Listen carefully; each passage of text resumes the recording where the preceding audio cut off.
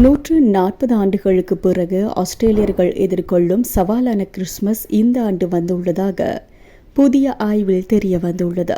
வாழ்க்கை செலவு அதிகரிப்பால் கடந்த 3 வருடங்களில் சில்லறை பொருட்களின் விலை 33% அதிகரித்துள்ளதாக கூறப்படுகிறது.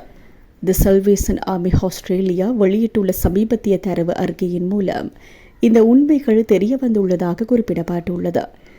அதன்படி இந்த ஆண்டு நத்தார் பண்டிகையை கொண்டாட 17.4 ஆஸ்திரேலியர்கள் கடன் வாங்குவார்கள் என்ற தகவல்கள் தெரிவிக்கின்றன.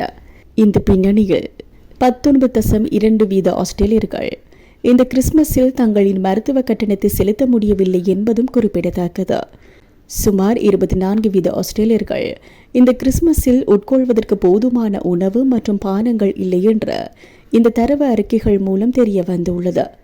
இதேவேளை இந்த ஆண்டு கிறிஸ்துமஸ் விடுமுறை இழக்கும் ஆஸ்திரேலியர்களின் எண்ணிக்கை 39.2 காணப்படுகிறது. மேலும் அதிகரித்து வரும் வாழ்க்கை செலவு காரணமாக 35.8% ஆஸ்திரேலியர்கள் இந்த ஆண்டு கிறிஸ்துமஸை குறைவான மக்களுடன் கொண்டாடுகிறார்கள் என்பது குறிப்பிடத்தக்கது.